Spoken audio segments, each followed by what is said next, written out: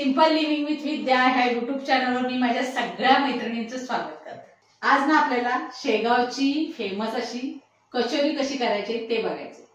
ही कचोरी आपली खुसखुशीत झाली पाहिजे, आतून तिखट झणझणीत, जशी अगदी शेगावात मिळते ना अगदी तशीच्या तशी। ती कशी करायची ते आता आपण बघूया। सुरुवातीला आपण कचोरीची पारी करायला घेऊया। आपण ना परातीमध्ये मैदा घेतलेला आहे, बरोबर 250 ग्रॅम मी मैदा घेतलेला आहे। त्यामध्ये ना आपल्याला 3 टेबलस्पून गच्च भरून रिफाइंड तेल घेतलेलं आहे। तेलाऐवजी तूप घेतलं तरी चालेल। हे मोहन म्हणून आपण वापरतोय, हे गरम केलेलं नाहीये, थंड आहे। त्यानंतर चवीपुरतं थोडंसंच मीठ। हे जे मैदा आहे तो आपला कचोरीच्या वरच्या कव्हरसाठी होणार आहे। आधी आपण हे मळून घेऊया आणि नंतर मी स्टेप बाय स्टेप बाकीचे पण मसाले वगैरे जे करायचे ते आणि त्याचं साहित्य दाखवत जाईल। आता हे व्यवस्थित मिक्स करूया आपण। हाताने अगदी व्यवस्थित चोळून घ्यायचं। आता पाणी घालून आपल्याला हे पीठ मळायचं आहे। हे पीठ ना चपातीचं पीठ जसं आपण कणिक मळतोय ना त्या पद्धतीनेच मळायचं आहे, मऊ असं। फक्त करायचं इतकंच आहे की त्या पिठाला आपली मेहनत भरपूर झाली पाहिजे, ज्यामुळे पिठामध्ये लवचिकता यायला, कचोरी खुसखुशीत व्हायला ह्या सगळ्या गोष्टींना मदत होईल। फक्त पीठ मळून न ठेवता ते पीठ बराच वेळ चांगलं हाताने मर्दून घ्यायचं आहे आपल्याला। थोडासा ना नंतर तेलाचा हात लावायचा आणि चांगलं एकजीव करून घ्यायचं व्यवस्थित पीठ। जेवढं तुम्ही मळत राहाल ना तेवढं कचोरी छान होते। पीठ मस्त असं मळून झालेलं आहे आपलं, अगदी एकजीव झाले, भरपूर मेहनत घेतली याच्यावर। आता ना ह्याला थोडंसं वरून तेल लावायचं आहे आपल्याला आणि बरोबर 1 तासासाठी झाकून ठेवून द्यायचं आहे। बरोबर 1 तासानंतर हे आता आपण बघूया। आता आपल्याला कचोरीसाठी जे सारण तयार करायचं आहे ना त्यासाठी एक चटणी करून घ्यायची आहे। त्यासाठी मी भरपूर अशी स्वच्छ धुवून ठेवलेली कोथिंबीर घेतली।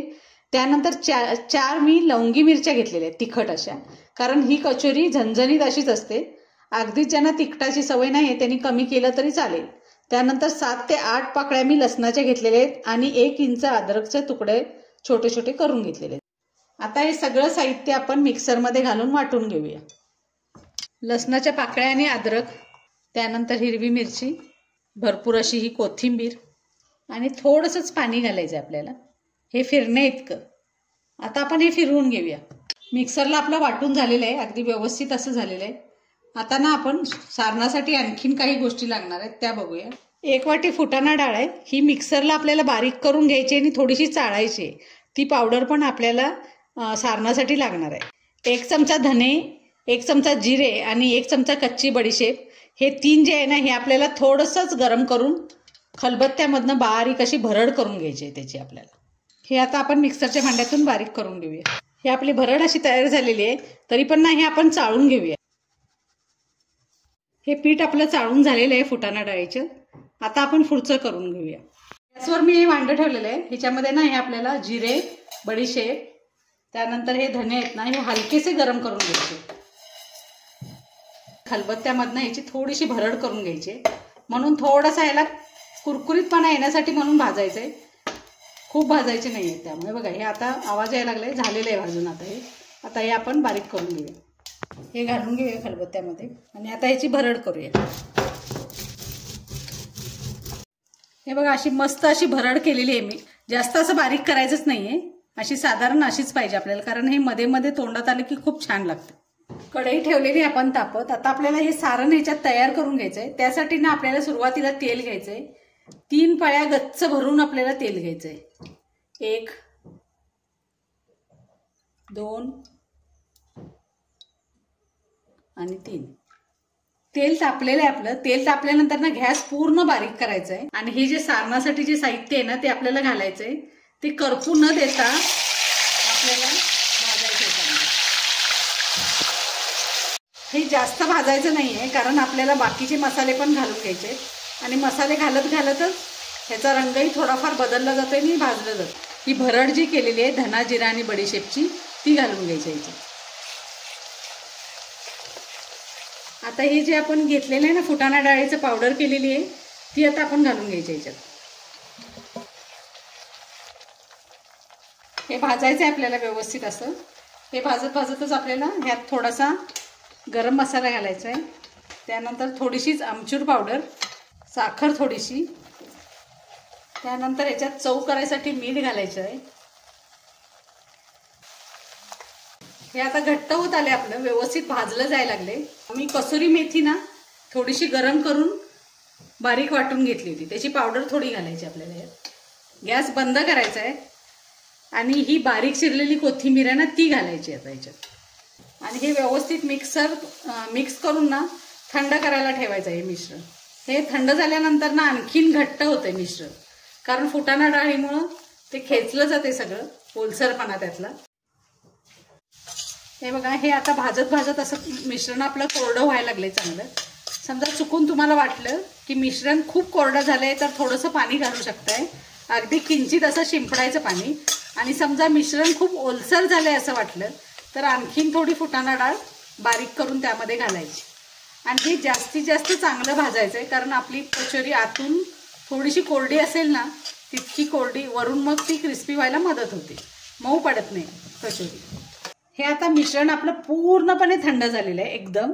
आता ना हे आपल्याला हे जे गुठळीसारखं झालेलं आहे ना ते एकसारखं करून घ्यायचं आपल्याला, फोडून व्यवस्थित असं फोडून मोकळं करून घ्यायचं. फक्त पटकन फुटतंय ते, तेलाचं प्रमाण भरपूर असल्यामुळं खुसखुशीतपणा त्याला भरपूर आलेला आहे.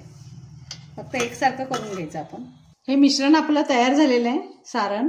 आता आपण कचोरी करायला घेऊया. बरोबर 1 तास झालेत. 1 तासानंतर आपलं पीठ हे अशा पद्धतीनं आपलं पीठ तयार आहे. एकदम सॉफ्ट झालेलं आहे, लवचिक झालेलं आहे.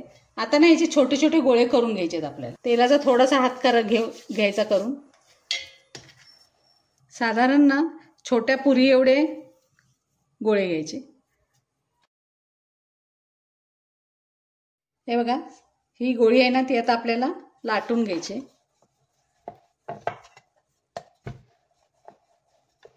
पुरी लाटते तितकीच लाटून घ्या. काय बघा, एवढं बाद झालंय.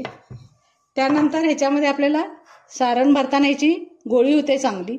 हे बघा, अशी गोळी घ्यायची, एक मध्यम आकाराची अशी. जास्त पण नको आहे, कारण हे सारण तसं झणझणीत आहे, त्यामुळे थोडं जरी त्यात आतमध्ये पसरलं ना तरी सुद्धा कचोरी भरपूर तिखट होते. हे बघा, आता हे मिश्रण मध्ये ठेवलेलं आहे. आता ही साईडनं लाटलेलं जे आहे ना ते आपल्याला मध्ये घेऊन एकत्र घ्यायचं इथं असं. आणि वरती हा जर असा भरपूर गोळा आला ना तर त्यातलं थोडं पीठ आपल्याला काढून टाकायचं आहे. आणि ही गोळी करून घ्यायची व्यवस्थित अशी. आणि आता लाटायला घ्यायचं. आता ही आपल्याला, आता ही कचोरी आपल्याला लाटायची आहे.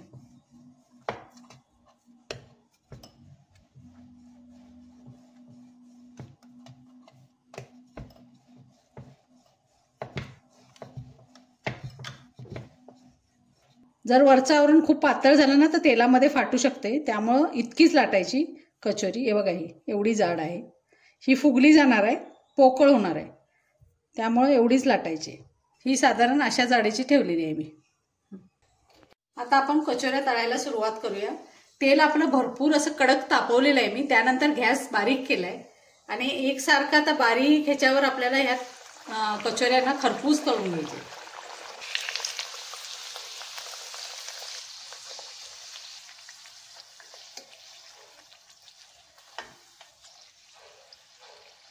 कचोरी ना तुम्ही जितकं स्लोमध्ये तळाल ना बारीक गॅसवर तितकी ती खरपूस होते, अगदी कुठेही कच्ची राहत नाही. आणि त्यानंतर थंड झाल्यानंतर 1 किंवा 2 दिवस जरी ती वर राहिली तरी सुद्धा ती खराब होत नाही, कारण मसाले पण आतले आपले ड्राय आहेत एकदम आणि पीठही आपलं खस्ता आहे एकदम. हे बघा, ही आता कचोरी आपली तळून तयार झालेली आहे. दोन्हीकडून बघा खरपूस अशी तळली गेले, पूर्ण टणक झाले. आता मी ही काढते. अशाच पद्धतीने आपण बाकीच्या कचोऱ्या पण तळून घेऊया. आता ना कचोरी बरोबर खायसाठी आपल्याला मिरच्या तळायच्या. ह्या मिरच्यांना मी चीर देऊन घेतले मधून, कारण जर तुम्ही अशाच सोडल्या तर मिरच्या फुटू शकतात तेलामध्ये. अशा पद्धतीने ह्या मिरच्या तळून झाल्यात. तळल्यानंतर ना त्याच्यावर थोडंसं मीठ शिंपडायचं आपल्याला. अशा पद्धतीनं आपल्या शेगावच्या कचोऱ्या तयार झालेल्या आहेत, एकदम खस्ता कुरकुरीत अशा. मी तुम्हाला दाखवते जवळून की ह्या किती कुरकुरीत झालेल्या आहेत त्या. हे बघा मस्त अशा खरपूस झालेल्या आहेत. मी काही गोष्टी सांगणार आहे यातल्या. या कचोरीची जी चव आहे ना ती सारणावर संपूर्णपणे अवलंबून आहे. त्यासाठी चांगल्या तिखट अशा मिरच्या, कोथिंबीर, आलं लसूण याचं योग्य प्रमाण व्यवस्थित बारीक करून घालणे. त्यानंतर मी खडे मसाले जे वापरले त्यामध्ये धने, जिरे आणि बडीशेप ह्याचं जे वाटण घातलं, ह्या सगळ्यामुळे त्याची चव होते. तुम्हाला जर खमंग आणि चवीचं असं जर पाहिजे असलं ना तर त्याच पद्धतीने तुम्ही करा. नक्कीच तुमच्या कचोऱ्या खूप चांगल्या चवीला होते. हे सारण जे आपण ह्यामध्ये भरलेलं आहे ना ते सारण एका वेळी सगळं संपवलंच पाहिजे, एका वेळी सगळ्या कचोऱ्या केल्या पाहिजेत असं अजिबात नाही. सारण फ्रीजला ठेवून तुम्ही बरेच दिवस वापरू शकताय. प्रत्येक वेळी कचोरीच केली पाहिजे असं काही नाही. सेम फिलिंग घालून तुम्ही त्याचा पराठा तयार करू शकताय मस्त असा, आणि तेलावर किंवा बटरवर भाजून छान तोही खरपूस असा लागेल. ज्यांना तेलकट नाही आवडत त्यांच्यासाठी तो उत्तम पर्याय आहे.